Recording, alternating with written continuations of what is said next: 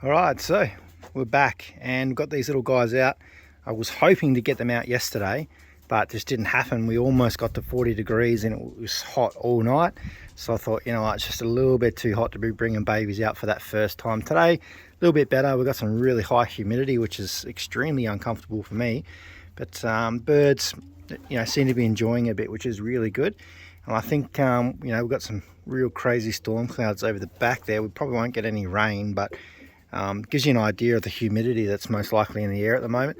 And birds, not a huge fan of it either, but they do seem to fly pretty well. And it's kind of good to get an idea of birds that do handle that kind of weather, especially if you're going to be sending them to one-off races in different countries that are sort of dealing with a few bits and pieces when it comes to that weather. And I was just watching him and he was watching something up there, which I don't think it is any type of falcon.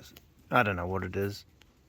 Yeah, it could be actually. Nah, we'll have a look at that later. But these guys have been out for probably about an hour.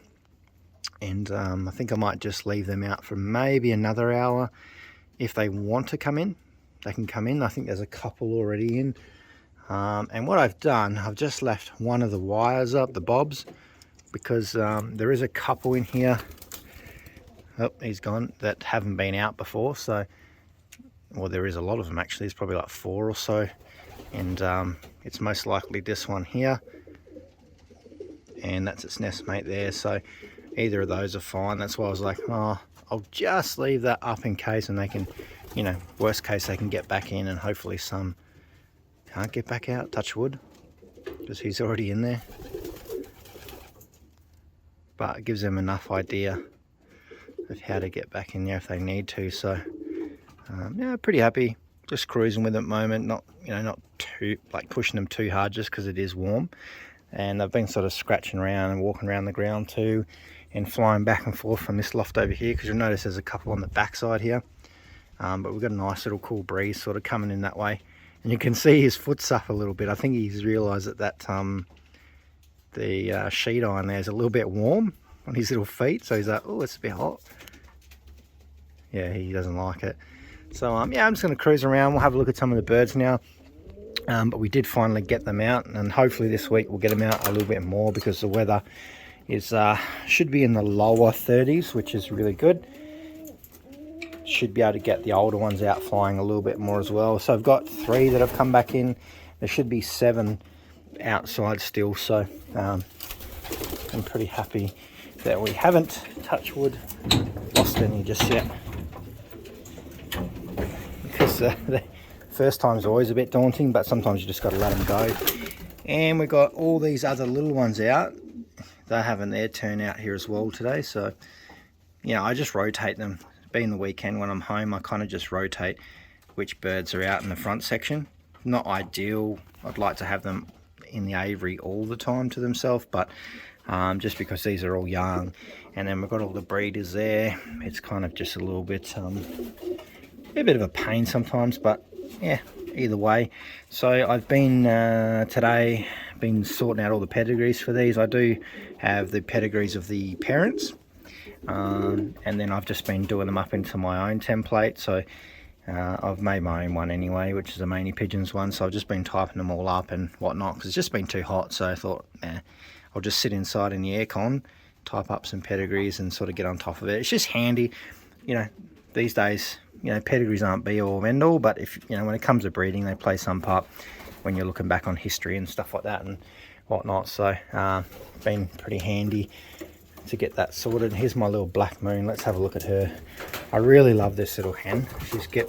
Well, let's just say I'm hoping it's a hen. Let's just get a little bit more light on the situation here.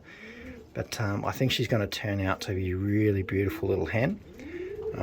And she could be one of the candidates that gets to pair up with 83 probably this year, unless we have another cockbird that sort of takes that position of the top racing bird that we've got, because we've only really raced one season. So we don't have too much to go on, but she'll most likely do that, because when I was typing up a pedigree, I was like, yeah, she's actually pretty good, worth trying those genetics into the birds. She's a little bit of Koopman, and she's got a little bit of Bark Unix in there as well, so down off Gladiator and stuff, so it's be interesting. And she's pretty chilled. but she's a beautiful little hen. And there is one more other hen in here somewhere too that those two are sort of hanging around that position to potentially pair up with one of my better cocks later on this year. Let me see if I can find her. And here's one of the other hens, so we'll see how they go. They're all young and still spindly, got a lot of filling out to do. But she's turned out to be quite a nice hen. She's actually on the Koopman side, she's far better than the other one from what I can see. But I'm starting to look forward now and sort of get ready for the pairings for this season, because this season will probably start around about the same time. There is a one loft that I want to enter, so some of those birds will probably start breeding a bit earlier, because I think that intake for that one is I think that's like the very first week. It's probably the first few days actually into November, so we kind of really got to get those birds rolling a little bit earlier, which that's fine. Long as these ones might not be ready to breed by then, but that's fine. The cocks might be, but probably not the hens. But we've got plenty of hens and whatnot to sort of do a little bit of work with, so we'll bring her back out. Come on, girl, you can hop over to there. But that's what I'm doing now, sort of typing up the pedigrees, and also, we are sort of focusing on the one loft for Pattaya, but there is a little bit of a special treat coming. We're doing a bit of a collaboration and a little bit of co-breeding for the one loft race, but I'm not going to say much about that until that bird actually arrives in this loft, just in case things change and that doesn't happen. I don't want to get your hopes up, but there is a very special pairing and young bird that hopefully we will be able to breed and enter into that one loft, so that's next on the line, as well as getting all these other young birds out flying, but at the same point getting these guys sorted and then sort of forward planning on our pairs for the coming year. It's going to be a bit harder because some of these, we don't know if they're hens or cocks yet, but we've got a lot of other pairs in there which we've bred from this year, so kind of looking at those as well. And there is one cock here, see if I can find him. 3 of a kind. Where's he gone? He's here somewhere. He's definitely a cock bird that we might utilize. I don't know if that's him up there. It's super dark because it's so bright and hot. So I brought him in here. So this is 3 of a kind. He's a bit of a funny one, but he's a beautiful pigeon. Probably a bit hard to see because we're using wide angle lens. But he's one of the cock birds. He's definitely a cock bird, this one, that we might look at putting with Storm later in the year. We'll probably go into that a little bit more at that some point, but he is one really nice pigeon. Handles well, super alert, really hard to hold because he's a tough little bird, and the pedigree, he's got a really nice pedigree to back that up, which will complement really nicely with Storm. So I like either that or one of Storm's daughters, so that may change, but at this point he's definitely looking like a front runner for that, I'll tell you. He's got a lot of maturing to do, but even now he's impressing me. So let's get these guys back in there. 3 of a kind, I tell you what, watch that bird, remember that name, because like I said, I'm not really going to go too much into pedigrees or whatever. It's it's reasonably irrelevant, but if you're a pedigree geek, you'd be very impressed with him, because he is a very, very nice bird. So I'll tell you what, maybe the year after your babies can go into Pattaya.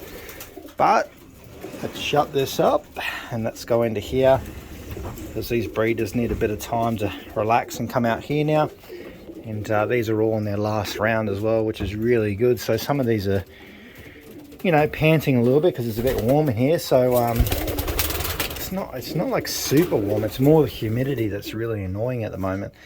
So last round, I know that 007, he's chasing a Rosetta a lot, but they're not going to go down another round. That was sort of the last opportunity for those to breed as well. So those are looking pretty good. These guys not going to breed again either. The only reason some of these might go back down on eggs again is if, like I was saying, there is a special pairing coming up. We might use them, one of these pairs, like to help foster a round or two off it, because we've only got this co-breeding for a short period of time, and we kind of need to make sure that we get one healthy baby in to that Pattaya sort of entry. So we may have them as a backup, but maybe not, we'll just see.